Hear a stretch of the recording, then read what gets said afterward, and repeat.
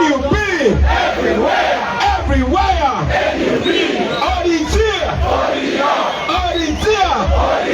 Gupna ngutulu.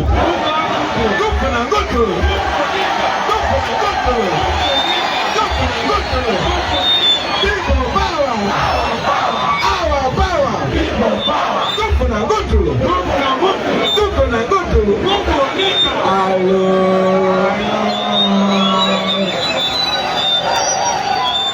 My brothers and sisters in Koboko. My brothers and sisters in Koboko. Assalamu alaikum wa rahmatullahi wa barakatuh.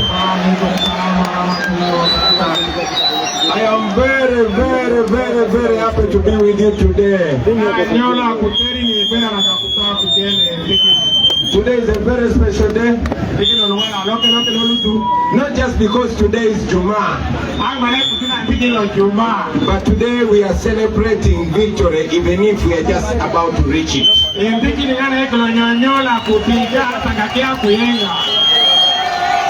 When I saw my young brother Monopoly performing here,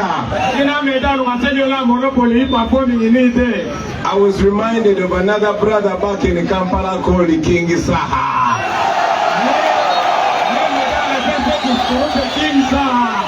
And do you know King Saha is having a concert today? I want us to send him back love from Koboko here. So let me ask everybody to put up their hand if you love King Saha. Let us shout to the camera, where the camera face the audience and say, King Saha! King Saha! Chipure! Chipure! Beduni Koboko! Beduni Koboko! King Saha! Chipure! Yeah man, it's always important to remind these fellow artists that when you stand with the people will stand with you.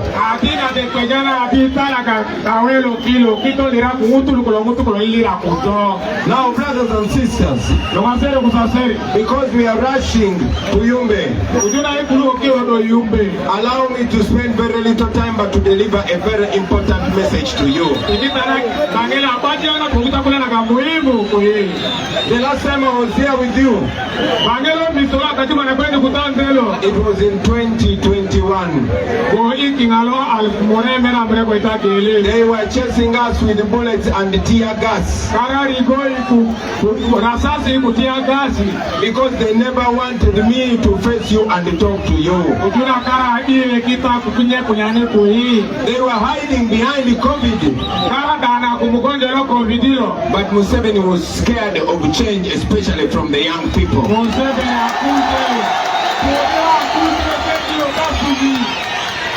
But I have news for you today. This time there is no COVID. Therefore there's no excuse. So now my name is Chagulanyi Sentamo Robert, for those who don't know me. Others call me Bobi Wine in the ghetto.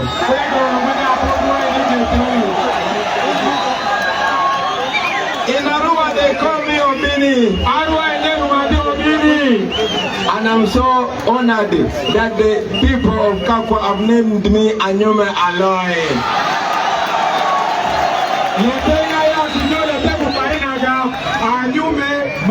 Yes, Yumbe Aloy. It is a very honorable name. I pray that God helps me to deliver according to that name. Because I know in Africa when they give you a name, they have given you a responsibility. And they have given you a blessing. So I pray that one day I'll come back here to Koboko and they call me President Yumbe Aloy.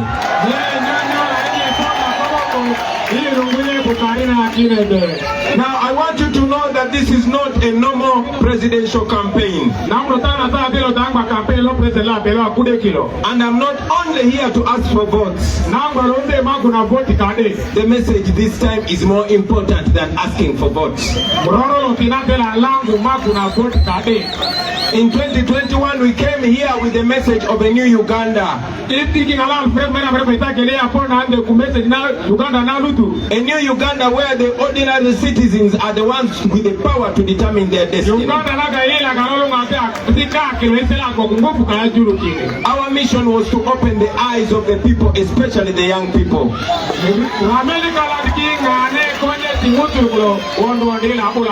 We wanted them to understand why politics is very important to them and why they must get involved. You see, for a long time they have taught us that politics is for a certain class and for a certain age. And even me myself, in my capacity, I was not concerned about the politics of my country. But when I realized that everything in our life depends on the political choices that we make, my eyes were opened, and my mission is to open everybody's eyes.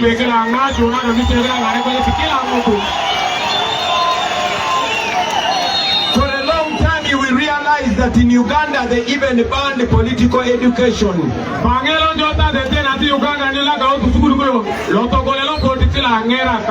Because they want our young people to be sleeping. Now, ever since Museveni came to power in 1986,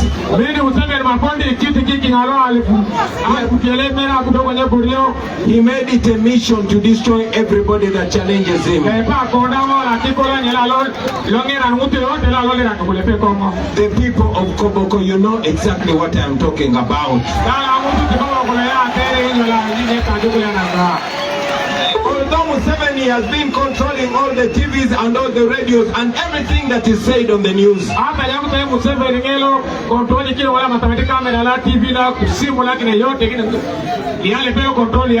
many of our people have been disappearing and dying in questionable ways.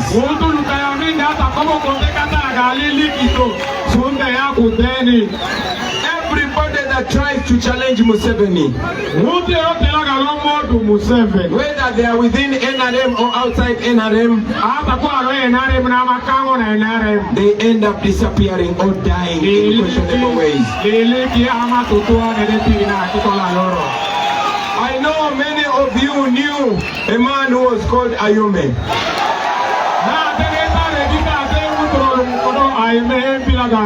When I was in Arua, I told them about a man called Ibrahim Abirika.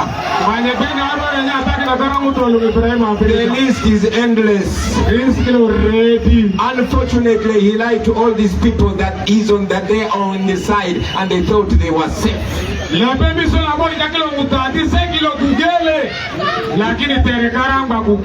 It has been 40 years. 40 years of pain. 40 years of pain, 40 years of poverty, 40 years of bad hospitals and bad roads, 40 years of bad education for our children, 40 years of dictatorship. But our people are being kept in the dark. For 40 years, Museveni cleared his way and he cleared all the intellectuals that would challenge him. All the professors and all the lawyers and all the generals that he thought would threaten him. But God went to the ghetto and picked a young man called Bobi. So ladies and gentlemen, Today I stand before you again to ask for your permission, your endorsement, and your support. So that I can become the next president of Uganda. Now it is not only about me becoming president. It is about destroying a 40-year-old dictatorship. It is about destroying family rule. It is about destroying tribalism. It is about starting afresh. It is about a new Uganda. A new Uganda where every citizen, regardless of their tribe or religion, are respected equally. A new Uganda where the wealth and the riches of the nation help the country and not one family.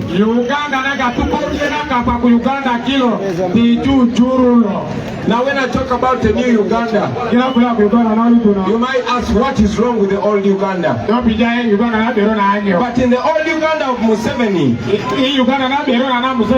we think it is normal to be poor. We think it is normal for our children to study and they don't get jobs. We think human life is as cheap as the military and police treat it. We think they have convinced us to believe that it is okay for them to shoot our children for smuggling petty things when they steal billions.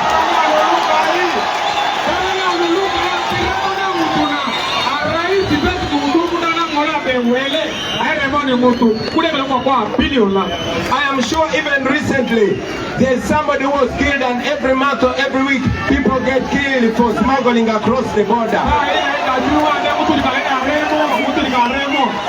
But in the meantime, every year Museveni and his people steal 10 trillion shillings from the people of Uganda. Let me make this easy to understand. I did not say 10 million. I did not say 10 billion. I said 10 trillion. There is, listen to this, yo. There is 1,000 million in 1 billion.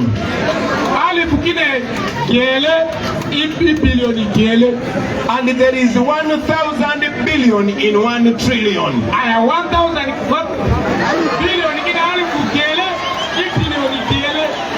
You get it? Now, there is still not 1 trillion, but 10 trillion every year. That is 10,000 billion, 10,000 billion that they steal. Now, that means, that is only 1 year, by the way. That means in 5 years, they steal 50 trillion shillings of taxpayers' money. But you have not had anybody shooting Museveni's family or anybody around him. That money that is being... No, these are the records from the Inspector General of Government. These are government records.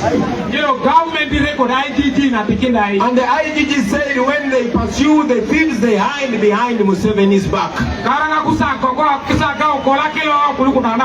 These are words of the IGG. And as if that is not enough, according to parliamentary records, Museveni and his household, they spend 2 billion every day. 2 billion every day. Now I want you to imagine how much change that money can make. a health center is eaten by his family every day. The money that they still can make all the roads in Uganda in a matter of 3 years.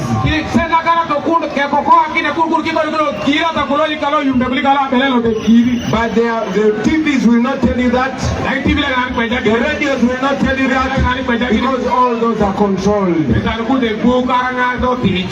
Now, I am very glad that in the last 5 years between 2021 and now,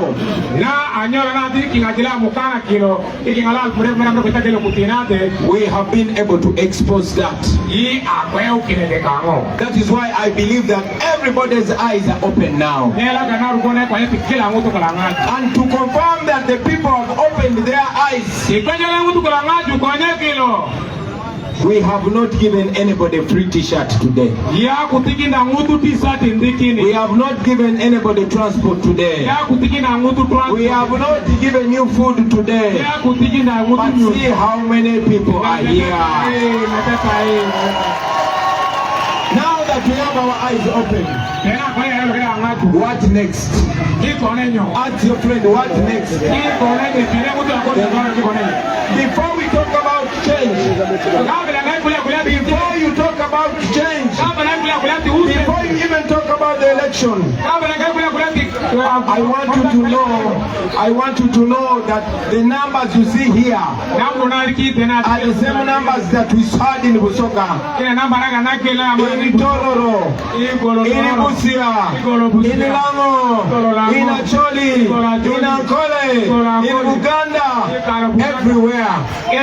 All regions and all tribes in Uganda want change. But before we get that change, my brothers and sisters, the most important thing that we must do is to unite. It is to unite. It is to understand that we are all slaves. And we must come together and break the prison where Museveni and his people put us. For 40 years they've divided us. For 40 years they've told us that we are not supposed to be friends or work together because we are coming from different tribes. Museveni has done that they, like the white colonialists, divide and rule. And our division is even sponsored. He is always playing one tribe against another, getting one community to blame the other. He will be picking a few people from every community. He gives them money and hires them to paint a picture that that side all the people want Museveni. I'll give you one example. A few minutes ago, Museveni picked a young lady from here. They went to Chankwanzi and she knelt down and he said, Museveni, the people of Koboko told me help them and come back again and again. And he paid her money and he used her. And she went to TV and said, we have the Majre. We can torture the people of Uganda. And he rewarded her with an empty post of a minister. But that is how he has always been using our people. And after using her, he dumped her like he does to all people. He does that not only here. He uses people from Buganda, people from Ankole, people from Lango, and everywhere in the country. Meanwhile, their people are suffering. That sister said one time that she's the gateway to Koboko, and if you don't go through her, you cannot come to Koboko. Now we are in Koboko. Very important Importantly, brothers and sisters, I will also tell you this. Until we come together, and until we feel each other's pain, and until we understand that all of us are equal, they are still going to humiliate us. In the new Uganda, the first thing we are going to do is to reduce the power of the president. In the new Uganda, the president will no longer be the one appointing judges. We shall have a judicial service commission that appoints judges, so that the president does not control the courts. In the new Uganda, the president will have no power to appoint the electoral commission, so that we can have free and fair elections. Today, Mr. Yabakama, who is the chairperson of the Electoral Commission, will watch on TV where we are supposed to campaign in a region, but NRM goons will come, beat people, but again he will send the police to arrest us. Those are things that we have to change.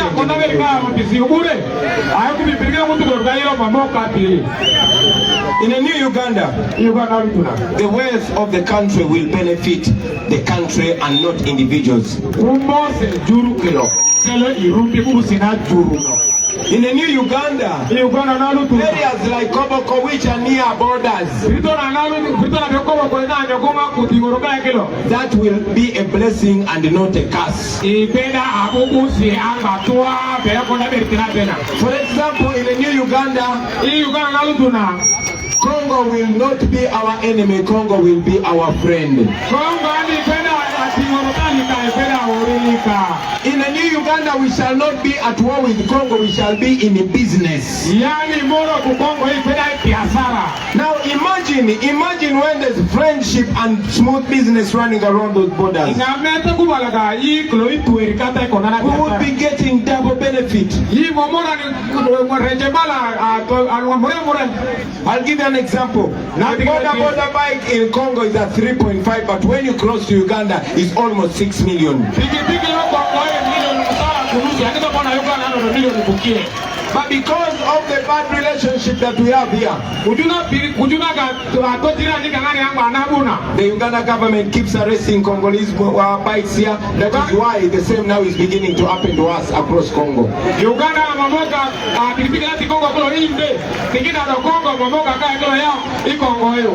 In the new Uganda, education for our children is going to be a very, very important focus.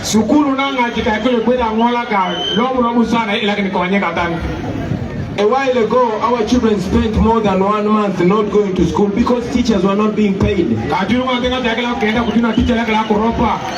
Meanwhile, the money that is supposed to be to pay our teachers, Museveni is paying singers to sing to Bonganawe for him.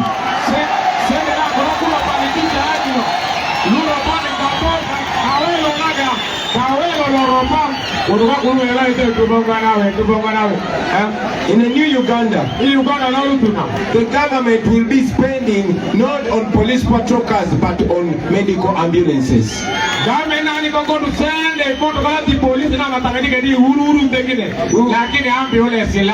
We will be stocking oxygen, not tear gas. We are going to be buying tablets for hospitals and not bullets for shooting our people.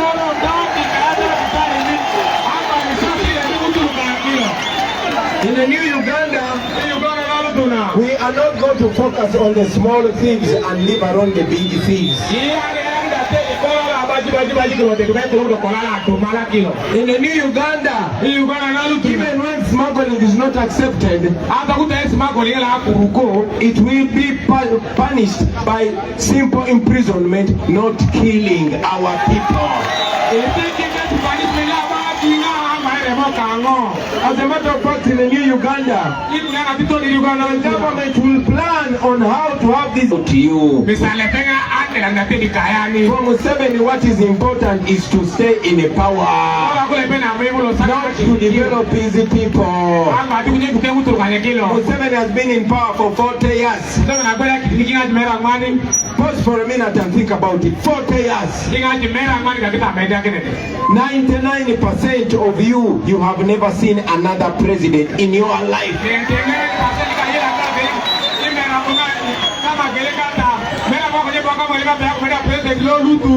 So when I tell you these things, you will not believe me. Let me tell you, for example, when you want to fly to Congo from here, from Koboko, you have to drive 8 or 10 hours up to Yumbe so that you can get 1 hour flight to Congo.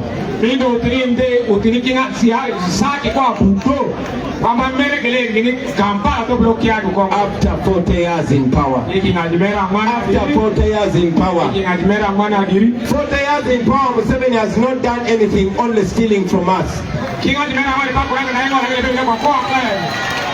You have heard Museveni criticizing the past leaders. Museveni has criticized Obote and Amin. But majority of the roads that we are using were constructed by Idi Amin. Majority of the hospitals and schools today were constructed by either Obote or Idi Amin.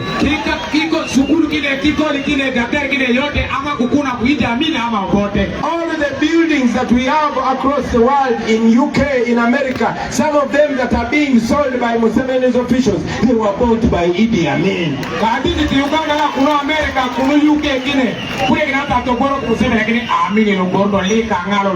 Now, Amin was in power for only 8 years. Museveni was in the Obote was in power for only 10 years. Museveni has been in power for 40 years. 40 years. He had good ideas when he was a young man. But we must understand that the man is now a problem and a liability to our country.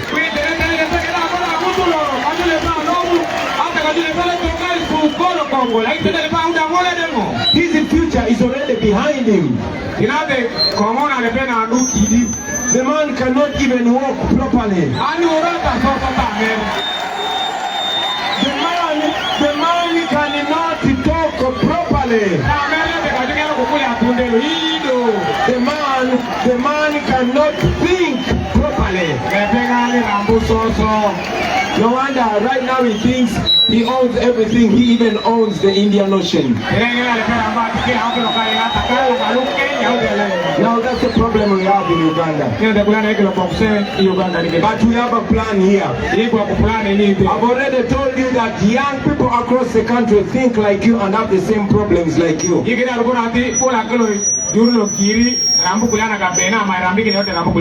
And our idea is for all of us to unite and speak with one voice like this. If we unite and speak with one voice, all this is going to be history. So, on the 15th of January, we have an opportunity. We have an opportunity which is not even violent, but it is more powerful than violence. I want you to imagine if all of you, especially the young people, if all of us came together and we spoke firmly through our vote, and not only speak firmly but stand there and make sure that vote is counted.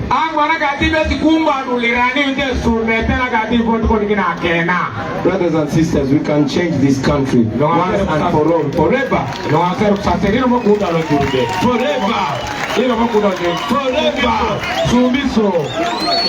It has been 40 years. The man has stolen away all our young and productive years. He took away the time for our grandparents. He took away the time for our parents. Now he has taken away our time. I am older than majority of you. But I was only 4 years when Museveni took over Uganda. 4 years. Now I'm almost becoming a grandfather. Now look at these young people here. If we don't change now, be sure that your child will come after 20 years teaching her age or his age the same things I'm speaking now.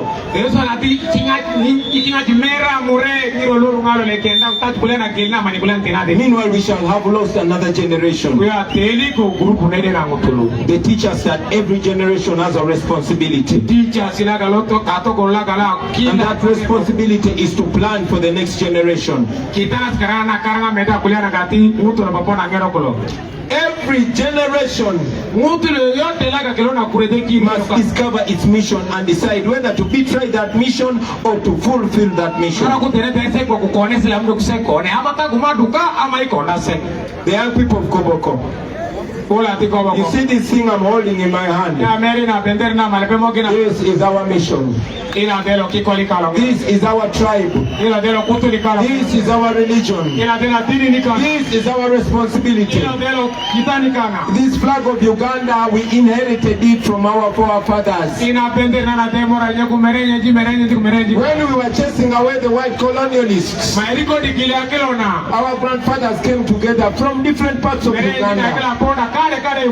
All tribes and all religions and all genders. They started an independent country called Uganda, and their dream was to have that country that would fulfill dreams of their grandchildren and give them dignity. Uganda has been independent for 63 years. Out of those 63 years, Museveni has taken 40. He has sold everything that Obote left and everything that Amin left. He has destroyed all the industries. He has elevated the foreigners and the citizens have become slaves. And after doing that, after reducing us to slaves in our country, now he's saying he wants to protect his gains. What an insult. What a joke. What a humiliation. For some of you here who are Muslims, you know that in Museveni's Uganda it is a crime to be a Muslim.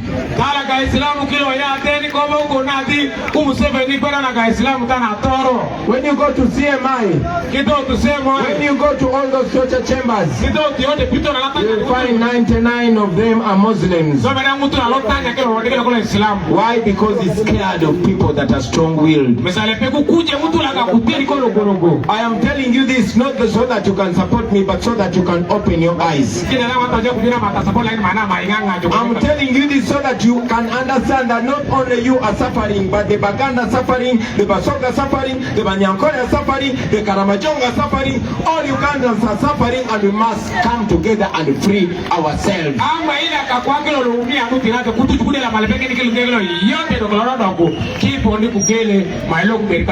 Because time has gone.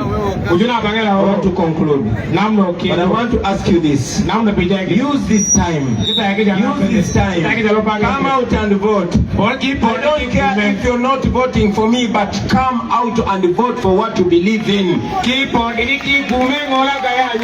and vote for what represents you. Your voice be heard. As you walk to go and vote, think about the past leaders and think about the current leaders. Think about all our people that have been killed and no justice has been served. Think about the education system in Uganda and compare it in Kenya. Think about the hospital that you last went to. yellow. Look at how many young people are around you and whether or not they have jobs. Then you go and vote. As for me and my team, we are telling you that if you vote for this umbrella, you will be voting for a servant and not a boss. If you vote for this umbrella, a president will be a civil servant and not a king. If you vote for this umbrella,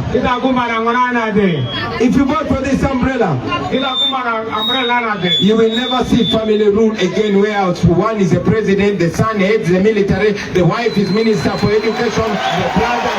You will never see that.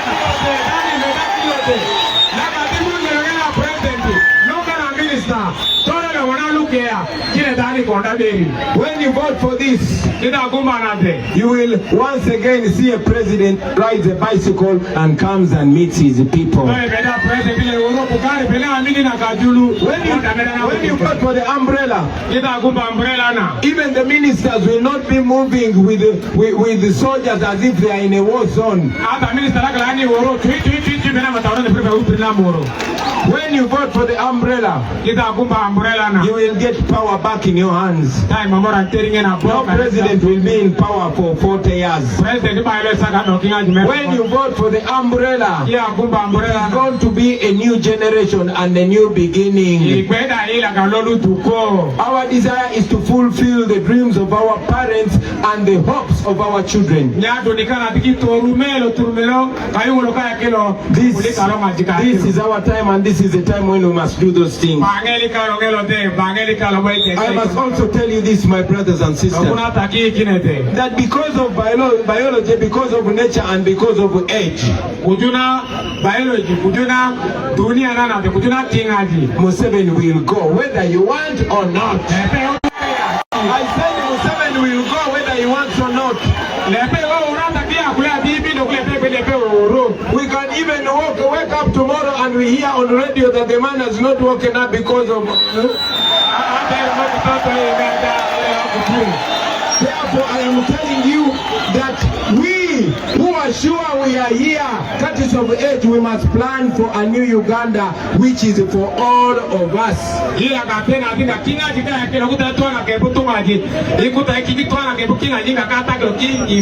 And when you go to vote, please vote for people that will treat you as their bosses, because you, the voters, are bosses. Finally, the last time I was here in 2021, I only looked at young people, and there was a young man who was running for MP here. He was the NRM, and I endorsed him because I thought he was a young man and he will think like we think. But unfortunately, every time you vote for yellow, you are voted for Museveni, even if it's at councillor level. Even if you vote for MP but is in NRM, you are voting for Museveni. Because when Museveni wants to change the constitution, he uses those MPs. He does not go to parliament himself. He gave them 100 million each, and they decided that the people who are not soldiers should be taken to the military court.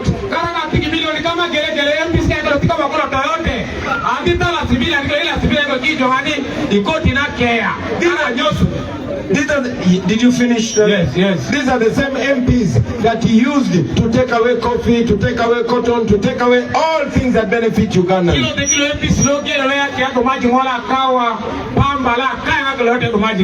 Therefore, brothers and sisters, please don't vote for anything yellow. Yes, don't vote for anything yellow.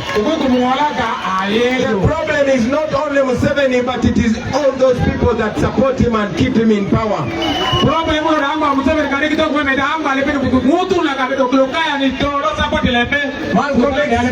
One great man called Malcolm X, he told us that nobody can keep you a slave without your permission. Those people are giving Museveni permission on our behalf.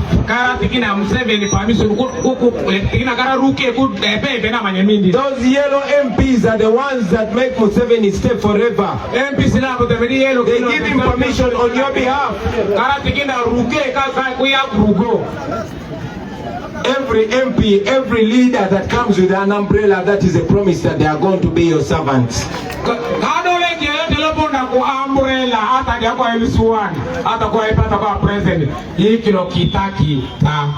So please take only the umbrella.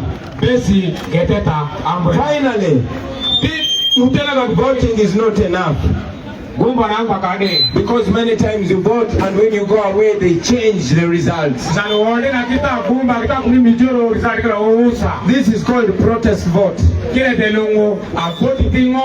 I ask you, by the first step is to look for that vote.